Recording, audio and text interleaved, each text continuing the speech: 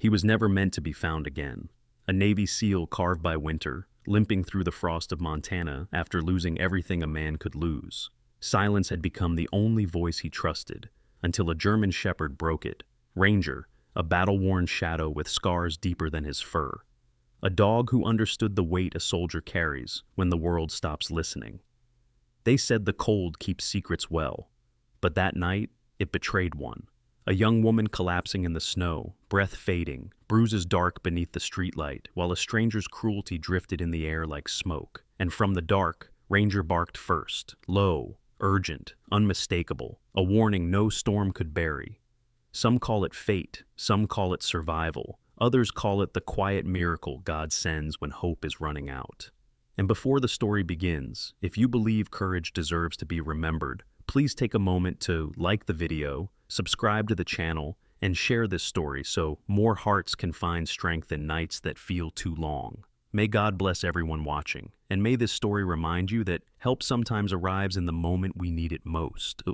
Night snow and a bark in the dark, winter pressed hard against Bozeman, Montana, turning every breath into silver fog.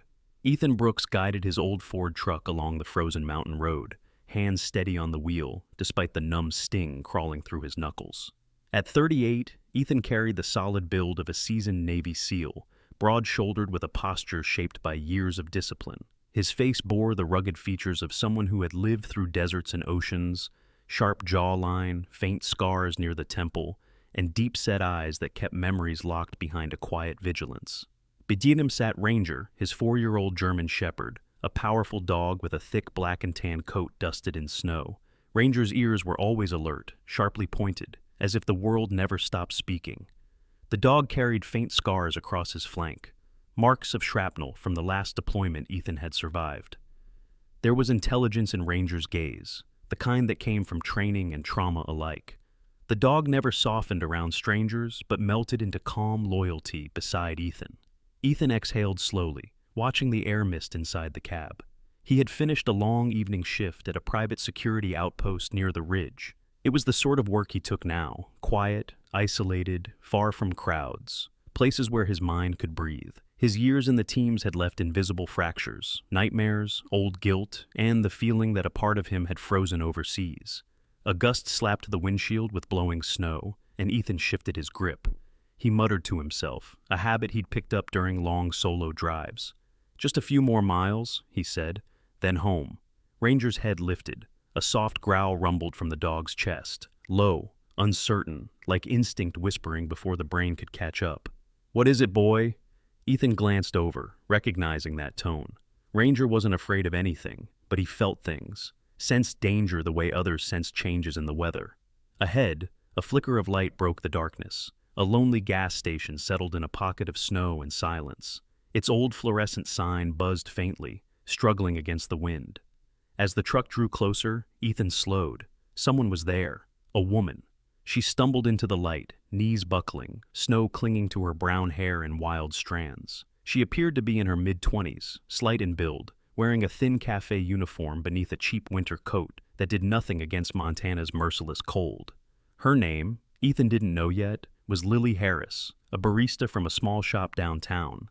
Someone gentle by nature, the kind who apologized even when others bumped into her. A person easily overlooked in a world that rewarded louder voices. But not tonight. Tonight, she was the center of something violent. Her face pale beneath the bruises forming along her cheekbone, twisted with fear. She gasped for breath, hands trembling as she clutched a dark canvas bag to her chest. Her boots slipped on the ice as she tried to get away. Behind her, a man dressed in a black winter coat yanked her backward. He was tall, thick-set, with a shaved head and a jaw like granite. His movements were quick, impatient, fueled by the kind of cruelty that didn't flare up suddenly. It was practiced. He barked at her in a rough voice, words sliced by the wind, demanding what she carried, the bag, the contents, something he wanted badly enough to leave her bleeding in the snow. Lily tried to resist, breath stumbling out in a cry that froze in the air. Her legs gave out, knees striking the ice. She clung to the bag with what little strength she had left. "Please, please don't," her voice cracked. She had no power left, only desperation. Ethan's hands tightened on the steering wheel until his knuckles blanched. That part of him that preferred silence, that wanted to be left alone in the mountains, snapped wide open. His heartbeat thudded in his ears, steady, focused, the instinct of a soldier returning without invitation. Ranger leaned forward, ears sharp. Then came the sound. A single low bark, soft, but slicing through the night like a warning born from the battlefield. "Easy," Ethan whispered to the dog, though the word tasted wrong. Nothing was easy now. He rolled the truck forward another few yards, just enough to see clearly in the harsh glow of the gas station light. The man raised his arm. Lily sagged sideways, nearly collapsing. Ranger barked again, louder this time, the kind of bark that meant move. Ethan flung open the truck door, but he was still too far to reach them, too far to stop the blow, too far to know whether he would arrive on time or only in time to witness the aftermath. All he could see was the arc of the man's hand and Lily's body giving way. The wind swallowed every sound except Ranger's urgent, echoing bark. And then the chapter ends, not knowing whether Ethan would reach her before the darkness did. The unwanted witness, snow spun through the air like torn pieces of paper as Ethan closed the distance between himself and the attacker. The man fled into the darkness, boots crunching over ice before disappearing behind the service shed. Ethan didn't chase him, not yet. Lily was collapsing, and the priority drilled into him from years of combat rose to the front of his mind. Secure the wounded. Secure the scene. He knelt beside her. "Can you hear me?" His voice stayed calm, steady, the tone of someone who had carried bleeding soldiers across sand and steel. Lily Harris lifted her face, breath stumbling out in uneven clouds. Her skin, pale even before the attack, had taken on a faint bluish tint from the cold. Her brown eyes shook with fear, pupils wide like a deer cornered in headlights. The bruises on her cheek had darkened, blooming along the curve of her cheekbone. I tried to run," she whispered. "You did good," Ethan said. "You held on." Behind him, Ranger trotted forward, posture rigid, ears pinned forward. The dog nudged Lily's arm gently with the tip of his nose. Even with scars across his flank and the memory of battlefield chaos wired into him, Ranger knew how to soften for someone hurt. The dog lay down, pressing his warm body against her leg as if to anchor her. "Let's get you up," Ethan said. He lifted her carefully, noticing how light she was, too light, like someone who lived on tips and skipped meals when the rent crept too close. Her coat was thin, the cheap fabric soaked with snow. When he guided her toward the truck, a beam of headlights swept across the parking lot. A police cruiser rolled in, its engine rumbling beneath the storm. Officer Daniel Reeves stepped out, a man in his early 40s with a square jaw softened by a few days of stubble. His hair was graying at the temples, the kind that came early for someone who carried worry like a second badge. Reeves had the stocky build of a former high school linebacker, but his eyes held a gentleness, even when scanning a crime scene. "What happened here?" Reeves asked, voice tight. Ethan explained quickly, concise, but thorough. Reeves crouched beside Lily, his brows knitting together with concern. "Miss Harris, I'm going to need your statement.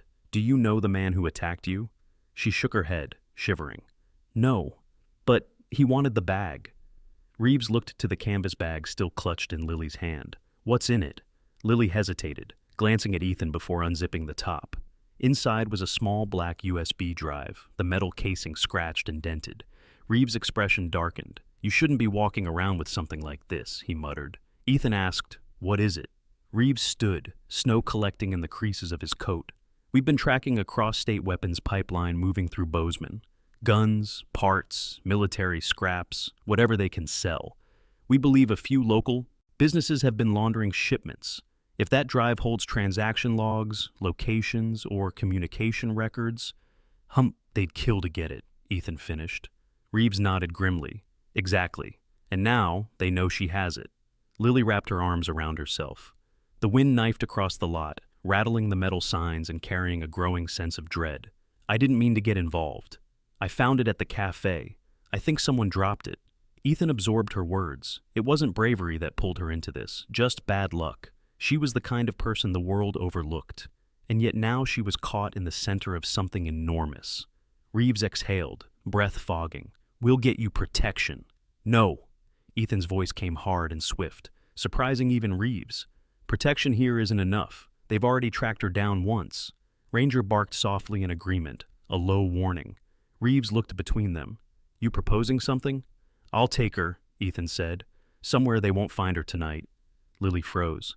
I I can't go with you. I need to go home. Ethan shook his head. His calm tone carried an edge now. They know your face. They know you saw theirs. You go home tonight, they'll be waiting. The conviction in his voice made her chest tighten. She looked at Ranger, the dog's amber eyes steady and protective, then at Ethan, tall, rugged, snow clinging to his short dark hair. There was something different in him, authority without cruelty, a stillness formed from surviving too many storms.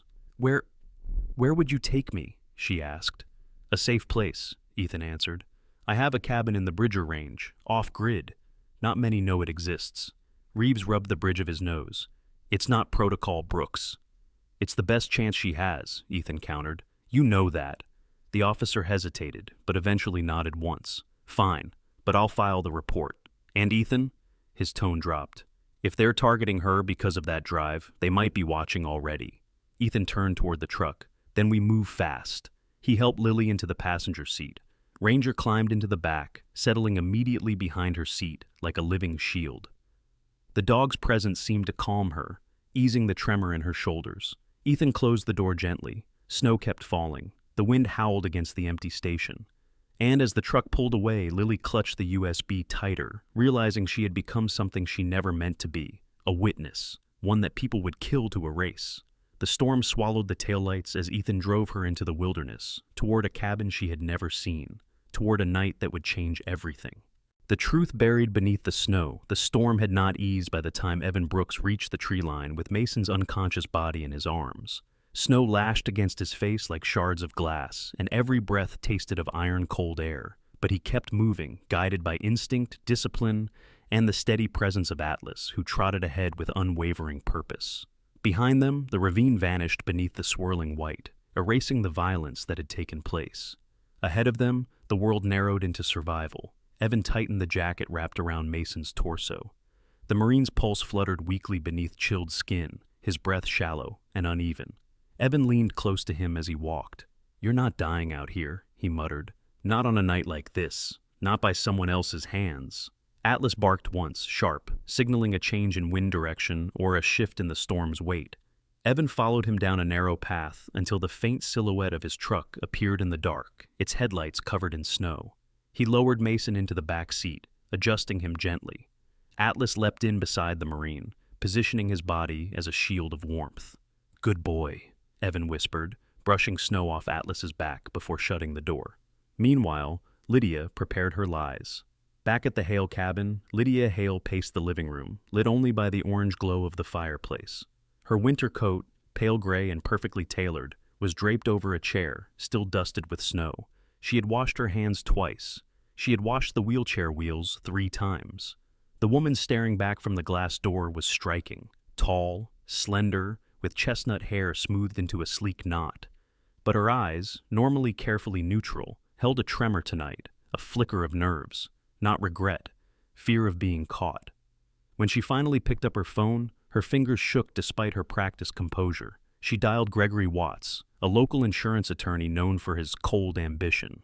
Gregory, in his late 40s, had a hard, angular face, a trimmed salt and pepper beard, and eyes that assessed people the way traders assessed numbers, calculating, detached. His voice crackled on the line. Mrs. Hale, calling late, aren't we? Lydia forced her tone smooth. I think Mason left the house in a fragile state. I'm afraid he might hurt himself. Gregory paused, and she imagined him leaning back in his chair, the wheels squeaking. He was the type who lived in an office lined with dark mahogany, walls decorated with diplomas he proudly pointed at. And what exactly are you asking, Lydia? She swallowed. If something happens, would his policy still be honored? Gregory smiled through the phone. She could hear it, oily and heavy. Of course, as long as there's no foul play. Her pulse hitched, but she masked it. Good, thank you. When she hung up, she allowed herself a long exhale.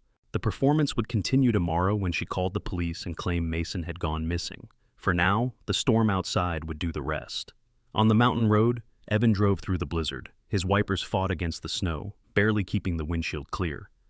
The air inside the truck filled with the soft fog of breath. Evan's controlled and steady, Atlas's rhythmic and warm, Mason's faint and fragile. Evan glanced at them through the rearview mirror. Atlas remained curled tightly against Mason, amber eyes glowing in the dim light. Instinct, training, loyalty, whatever it was, the dog understood the stakes. "Stay with him," Evan said. Atlas let out a low, purposeful rumble. The road bent sharply, nearly hidden beneath thick layers of snow. Evan slowed, muscles tensing as the truck slid briefly before catching traction again. A flicker of movement ahead made him narrow his eyes. A figure was standing by the roadside, waving frantically. He slowed the truck. A woman stepped into the beams of his headlights, Sarah Collins, a local wildlife volunteer. Sarah was in her mid-30s, petite, with strawberry blonde hair peeking from beneath a knit beanie. Her cheeks were flushed from the cold, and her green eyes widened when she recognized the man behind the wheel. "Evan, thank God it's you!" she exclaimed, breath clouding in the air. Her parka was covered in snow, her boots soaked, and on her shoulder perched a small canvas satchel, filled with emergency medical supplies. "What are you doing out here?" Evan asked, lowering his window. Sarah inhaled shakily. "There was a power outage at the ranger station. I was checking for stranded hikers, but who's in your back seat?" Evan didn't hesitate. "Injured Marine. He fell from Marble Ridge. I found him barely breathing." Sarah's eyes widened with horror. "Oh God, let me help." Her compassion was instant and instinctive, the kind born from years of rescuing injured animals and lost travelers. She climbed into the back seat, gently touching Mason's wrist. "He's freezing," Sarah whispered. "His pulse is fading." Atlas shifted, but didn't growl. He simply sniffed her hand, then looked to Evan for confirmation. When Evan nodded, the dog relaxed. Sarah wrapped a thermal blanket from her pack around Mason. "You need to get him to the hospital now," she said. "Already headed there. Then step on it." But while Evan raced through the storm, Lydia lit a new fuse. She called the police, specifically asking for Deputy Roy Sanders, a tall, broad-shouldered officer in his early 40s, known for being well-meaning but easily swayed. Roy had sandy hair, a ruddy face, and a softness around the eyes that made him prone to believing whatever sounded simplest. "Deputy," Lydia said with a trembling voice she practiced in the mirror, "my husband, he's missing." Roy promised he would send someone after the storm cleared. Lydia thanked him, voice sweet as frost. She hung up, confident. No one would find Mason tonight. No one but the man she didn't know existed, the Navy SEAL carrying her husband's life in his hand. And as the truck barreled through the snowy dark, Evan kept one thought steady. Someone had tried to bury the truth under a night of winter storm. But truth, like the dog beside him, refused to stay silent. The chase beneath the blizzard. The wind screamed against the cabin walls as the first shadow broke from the tree line. Snow swallowed half his figure, but the movement was unmistakable, purposeful, stealthy, too controlled to be a hiker lost in the storm. Ranger's growl deepened into something primal, a low thunder that vibrated along the floorboards. Ethan moved fast. "Lily, down!" His voice left no room for hesitation. Lily ducked behind the heavy oak table, clutching the blanket tighter around her shoulders. Her breath trembled in sharp bursts, fogging the air. The bruising on her cheek stood stark under the lamplight, dark against her pale skin. Her eyes tracked Ethan's movements, wide and terrified, but something inside her, some fragile thread, held firm. She didn't scream. She stayed quiet. She listened. Ethan grabbed the lever-action rifle from above the fireplace. The weapon had belonged to a former teammate, a man who never returned from deployment. Every time Ethan picked it up, he remembered the funeral, military brass, folded flags, the sting of survivors' guilt. Tonight, he needed the steadiness that memory forced into his hands. A thud sounded at the back door, then another. Ranger lunged toward the noise, claws scraping across the wooden floor. Snow dust burst inward as the rear window shattered. A man in a black parka shoved through, tall and sinewy with a pale, narrow face twisted in anger. His eyes were sunken, glassy with desperation, and a jagged scar carved across his nose. He moved like someone addicted to adrenaline, someone who had spent too long running from consequences. He barely had time to raise his handgun before Ranger slammed into him. The dog's teeth caught the man's wrist, dragging him sideways. The gun discharged into the ceiling, spraying splinters. Ranger held firm, growling deep, muscles bulging beneath his thick coat. The attacker screamed, tried to shake the dog off, tried to reach for a knife at his belt, but Ranger pushed him down hard, pinning him against the floorboards. "Good boy," Ethan muttered, pulling Lily further behind cover as the front windows exploded inward. Two more figures stormed through. One was a bulky man with a shaved head and a thick black beard that gave him a brutish look. Snow clung to his jacket like armor, and his heavy boots cracked against the wood. His name, though Lily didn't know it yet, was Kurt Maddox, a low-ranking enforcer with a reputation for cruelty. His strength came from size, not skill. Beside him slid a smaller man, wiry and quick, no older than 20. His skin was pale, almost gray from the cold, and faint freckles dotted his nose. His hands shook, whether from fear or drugs, no one could tell. His name was Mason Reed, a runaway recruited by Vance's men, someone too young to understand the cost of loyalty. Ethan moved before they did. He fired once. The shot blasted through the front door frame, forcing both attackers to dive for cover. Snow blew into the room in wild spirals. Mason screamed and dropped his weapon in panic. Kurt shoved him aside, yelling something lost in the wind. Ranger, hearing the gunshot, released the pinned attacker and bounded to Ethan's side. The dog's flank glistened with a thin streak of blood, just a graze, but enough to ignite fury in Ethan's chest. "Stay behind me," Ethan ordered, but Lily was already inching toward the fireplace, crawling to grab a fallen wooden chair for protection. Her hands shook violently, but she kept moving. Fear didn't freeze her. It pushed her. The back door splintered open again. A fourth man appeared, older, broad-chested, beard flecked with gray. His brown eyes were cold, calculating, and he held a shotgun with the confidence of someone who had used it too many times. This was Roland Pike, Vance's second-in-command, a man known for ruthlessly cleaning up the mess his boss created. Ranger barked, an ear-splitting warning. Ethan rolled, grabbing Lily as the shotgun blast cracked through the cabin. Wood shattered inches from their heads. Ranger lunged again, dodging debris. Pike pumped the shotgun for another shot, but headlights cut through the storm outside. Engines, multiple. Ethan recognized the sound instantly. Government-issue SUVs, reinforced tires, tactical engines that growled even against the blizzard. Help. A surge of relief flickered in him, just enough to breathe. The walls shook as flashbangs exploded outside. The intruders startled, momentarily blinded. The front door burst open in a rush of tactical gear and disciplined motion. The first agent through was Marcus Hale, a Homeland Security operative in his mid-40s. Tall, long-legged, with streaks of iron gray in his closely cropped hair. His face bore the look of a man who had been through bureaucratic wars just as often as gunfights. A man tired, but resolute. His voice boomed through the room, controlled and sharp. "Federal agents, drop your weapons!" Roland Pike swung his shotgun toward him, but Hale fired first. A single, precise shot to the shoulder sent Pike crashing backward, shouting in pain. Kurt Maddox went down next, tackled by two agents in thick gear. Mason Reed froze, hands raised, sobbing before he was even touched. The last attacker, the one Ranger had injured, tried to crawl for the window, only to be dragged back by an agent twice his size. Within seconds, the cabin settled into exhausted stillness.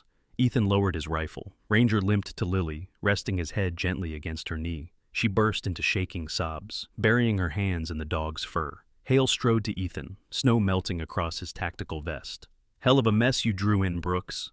"I wasn't looking for it," Ethan said. "Yeah," Hale replied, glancing at Lily. "Trouble rarely cares." Lily reached into her bag with trembling fingers, pulling out the USB that had turned her life into a nightmare. "This," she whispered, "is why they want me dead." Hale took it carefully. "And now it's enough to bring Vance's whole operation down." Outside, the storm continued to howl, but inside, the danger was over, for tonight. Snowmelt and the shape of a new home. The last storm of winter passed quietly through the Bridger Range, leaving behind a soft crust of snow that shimmered beneath the early spring sun. The mountains stood gentler now, their jagged lines softened by the melt. For the first time in months, birdsong threaded through the pines, cautious and delicate. Lily Harris stepped out onto the cabin's wooden porch, wrapped in a thick navy blue sweater Ethan had lent her. Her bruises had faded to faint shadows beneath her fair skin, and though she still carried a fragile hesitance in the way she held her body, there was steadiness in her gaze. Her long brown hair, once tangled and lifeless from fear, now fell neatly down her back, catching glints of sunlight. Ranger padded out beside her, paws crunching lightly across the remaining patches of snow. The German shepherd had healed from his wound, though a shaved patch on his flank still showed the small scar. At 4 years old, he carried himself with the confidence of a seasoned protector, ears high, tail steady, eyes always observing. Though he stayed near Ethan by instinct, he had begun resting his head more often on Lily's lap, circling her when she walked outside, and sleeping near her door at night. If Ranger was a soldier, Lily had become his chosen civilian. Inside the cabin, Ethan Brooks was finishing repairs along the window frame shattered during the attack. Sweat clung to the edges of his short dark hair, and sawdust dusted his broad shoulders. His hands, scarred, thick-knuckled, and steady, moved with practiced precision. Though he still carried the silent aura of a man shaped by conflict, something in him had softened these past weeks. The quiet of the mountains had always kept him functional. Lily's presence made him feel human again. He wiped the back of his wrist across his brow and looked to the porch. "You doing okay?" he called. Lily turned slightly, offering him a small, genuine smile, something he didn't see often. But when he did, it felt like watching ice break open to reveal water. "I'm breathing easier today," she said. "The air feels different. Warmer." "It'll get warmer still," Ethan said as he stepped outside. "Spring comes slow up here, but it comes." They walked together toward the edge of the clearing, Ranger trotting ahead to sniff at the snow-softened earth. The cabin behind them felt less like a hideout knoll and more like something familiar, almost comforting. Federal agents had taken the USB, and Vance's entire network had been dismantled. News reports confirmed arrests across multiple states. Lily was no longer a target, but she wasn't ready to return to Bozeman, and Ethan hadn't asked her to. For a moment, they stood in silence, listening to the trickling of meltwater threading through the rocks. Lily dug her hands into her sleeves. "I still think about that night," she said quietly. "The alley, the cold. I hear his voice sometimes. The way he said Vance's name." Ethan didn't interrupt. He let her speak at her own pace. "But then," Lily continued, her voice softening, "I remember Ranger's bark, how it cut through everything, and then you. I don't know what would have happened if—" "You survived because you fought," Ethan said gently. "You held on to that bag. You didn't let go, even when you could have." He paused. "We just showed up before it was too late." Lily looked down, cheeks warming. "I'm grateful, for both of you." Ranger trotted back to her and nudged her hand. She rested her palm on his head, fingers sinking into his thick fur. "He's been sticking close to you," Ethan noted. Lily laughed softly, a sound as timid as early spring birdsong. "Sometimes I think he understands more about me than I do." "Oh, he does," Ethan replied. "He picks his people. He doesn't do that often." They moved back toward the porch, the snow soft beneath their boots. Lily reached the steps first, turning to face Ethan as he stopped behind her. The wind lifted strands of her hair. "If you and Ranger hadn't been there," she said, voice wavering slightly, "I wouldn't be here, not like this." Ethan's expression gentled, the hard lines of his jaw softening. "You give us too much credit." "No," Lily whispered. "I don't." Ethan held her gaze. Then he spoke of the truth he had been avoiding for weeks. "Maybe we all needed something to hold on to. Even me. Especially me." Ranger let out a soft chuff, nudging Ethan's leg as if urging him forward. Lily laughed through her breath. "I guess that's his way of agreeing." Sunlight broke through the trees then, scattering gold across the melting snow. Lily stepped closer. They weren't family, not yet, not fully. But something was forming between them. Something shaped slowly, like icicles melting into streams. Something that felt like home. The storm had brought them together. The thaw revealed why they stayed. Ethan glanced toward the mountains, then back to her. "Spring's coming," he said. "We'll figure the rest out, one day at a time." Lily breathed deeply, letting the scent of pine fill her chest. "I'd like that," she said softly. Ranger barked once, sharp and bright, as if declaring the moment sealed. And there, beneath the last patches of winter, a new beginning took root, quiet, steady, and strong enough to weather whatever came next. Final message: some people say survival is chance. Some say it's strength. But if you look closely at the story of Ethan, Lily, and Ranger, you'll see something else woven between every moment. A whisper of timing too perfect to explain. A dog barking at the exact second a life was slipping away. A man scarred by war arriving in the very place he was needed most. A cabin in the mountains becoming a home for two, hearts too tired to keep wandering. Call it luck if you want, but many would call it a miracle. The kind only God places quietly in our path when we feel most alone. Because in our everyday lives, we all face storms. Some storms roar like blizzards. Some storms hide inside us. And sometimes, help arrives in the shape of a stranger, a friend, or even a faithful animal that refuses to let us fall. If this story touched you, please share it with someone who might need a reminder that hope still finds its way through the cold. Leave a comment, tell us where you are watching from, and subscribe to the channel so more stories of courage and grace can reach others. And may God bless you, you who read, you who believe, and you who are still waiting for your own quiet miracle.